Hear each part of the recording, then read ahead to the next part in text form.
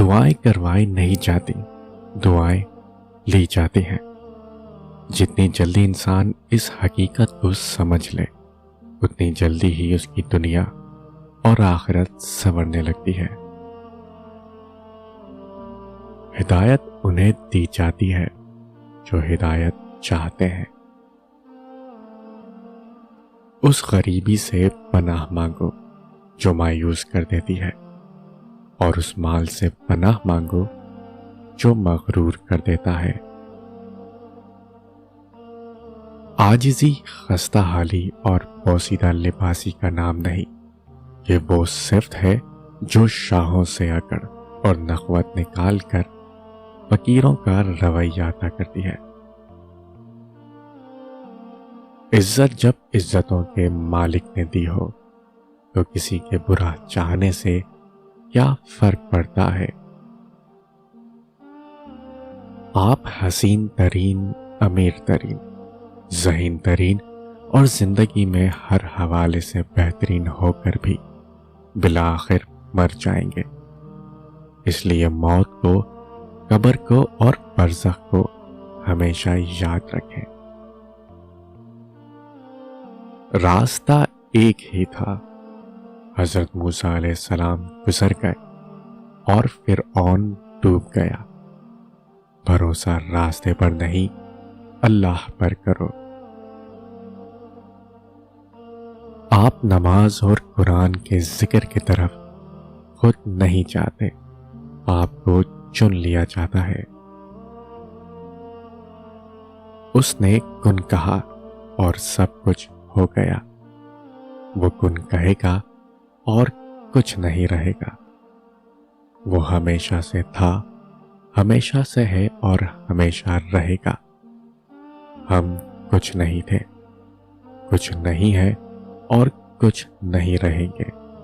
یہ اس کی حقیقت ہے اور یہ ہماری حقیقت ہے۔ جب آپ رب سے محبت کرتے ہیں تو وہ آپ کے دلوں میں صرف انہی لوگوں کو بسنے دیتا ہے جو آپ کی محبت کے اہل ہیں۔ اگر کوئی بھی انسان کچھ سیکھنا چاہتا ہے تو اللہ اسے سکھانا چاہتا ہے۔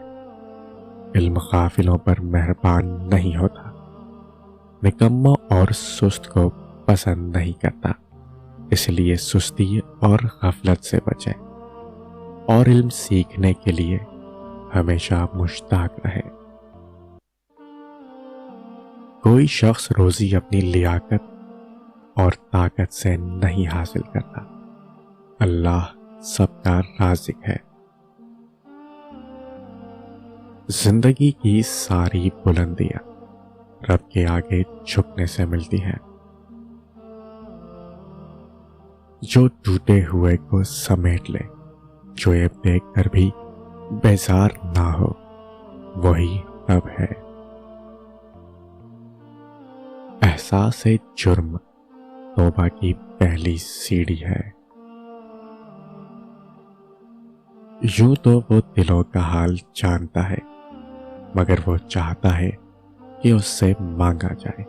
یہ اس کی شان ہے کیونکہ وہ بادشاہ ہے۔